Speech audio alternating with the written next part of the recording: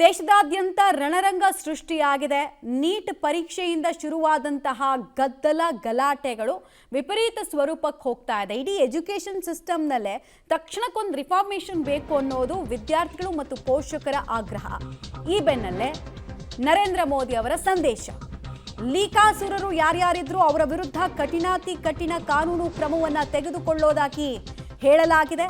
ಹಾಗೂ ಇವತ್ತು ಸಂಪುಟ ಸಭೆಯಲ್ಲಿ ಮೋದಿ ಮಹತ್ವದ ತೀರ್ಮಾನವನ್ನು ತೆಗೆದುಕೊಳ್ಳುತ್ತಾರೆ. ಹೇಗೆ ಅಂದರೆ ಪರೀಕ್ಷಾ ಅಕ್ರಮ ತಡೆ ಕಾಯ್ದೆಗೆ ಅಂದರೆ ಆಂಟಿ ಪೇಪರ್ ಲೀಕ್ ಬಿಲ್ ಕಾಯ್ದೆಗೆ ತಿದ್ದುಪಡಿ ತರೋದಕ್ಕೆ ಮುಂದಾಗ್ತಾ ಇದೆ ಕೇಂದ್ರ ಅಂತ. ಪೇಪರ್ ಲೀಕಾಸುರರು ಒಂದು ವೇಳೆ ಅವರ ಕಾರಣಕ್ಕೆ ವಿದ್ಯಾರ್ಥಿಗಳ ಭವಿಷ್ಯ ಹಾಳಾಗುತ್ತೆ ಅನ್ನೋದಾದರೆ ಮುಲಾಜೆ ಇಲ್ಲದೆ 5 ರಿಂದ 10 ವರ್ಷ ಅಂಥವರಿಗೆ ಜೈಲು ಶಿಕ್ಷೆಯನ್ನು ವಿಧಿಸುವಂತಹ ಡ್ರಾಫ್ಟ್ ಬಿಲ್ಲನ್ನು ರೆಡಿ ಮಾಡ್ಕೊಳ್ತಾ ಇದೆ ಅಂತ.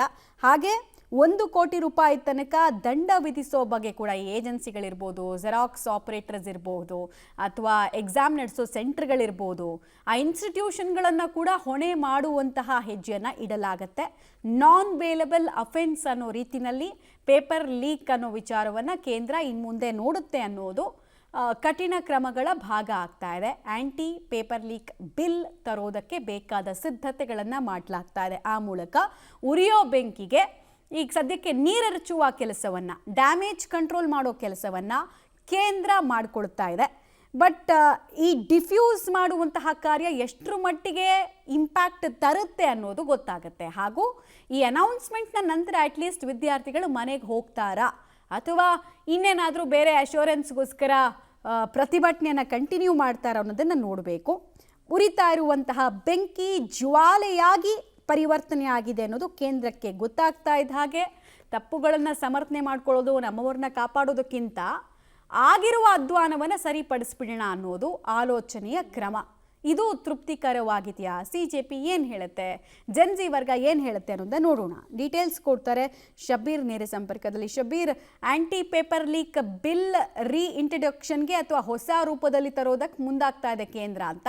ಇದು ಈ ಪ್ರತಿಭಟನೆಯ ಪ್ರವಾಹವನ್ನು ತಡೆಯೋದಕ್ಕೆ ಶಕ್ತವಾಗಿದೆ ಅಂತ ಅನಿಸುತ್ತಾ? ಬಿಲ್ನಲ್ಲಿ ಏನೇನು ಅಂಶಗಳನ್ನು ಅಳವಡಿಕೆ ಮಾಡಬಹುದು ಮತ್ತು ಇದರ ಇಂಪ್ಯಾಕ್ಟ್ ಯಾವ ರೀತಿ ಇರಬಹುದು ದೇಶದ ಎಜುಕೇಷನ್ ಸಿಸ್ಟಮ್ ಮೇಲೆ?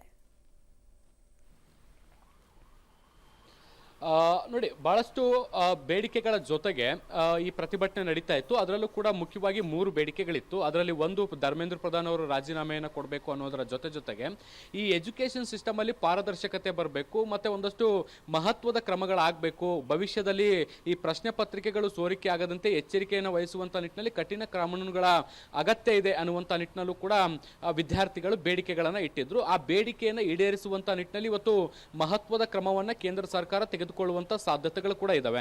ಇವತ್ತು ಕೇಂದ್ರ ಸಚಿವ ಸಂಪುಟ ಸಭೆ ನಡೀತಾ ಇದೆ. ಈ ಸಭೆಯಲ್ಲಿ ಪರೀಕ್ಷಾ ಅಕ್ರಮ ತಡೆ ಕಾಯ್ದೆಯನ್ನ ಮತ್ತೆ ಇಂಟ್ರೊಡ್ಯೂಸ್ ಮಾಡುವಂತ ಕೆಲಸವನ್ನ ಕೂಡ ಕೇಂದ್ರ ಸರ್ಕಾರ ಮಾಡುತ್ತೆ ಅನ್ನುವಂತ ಮಾಹಿತಿಗಳನ್ನು ಕೂಡ ಈಗ ಸಿಗ್ತಾ ಇರುವಂತದ್ದು.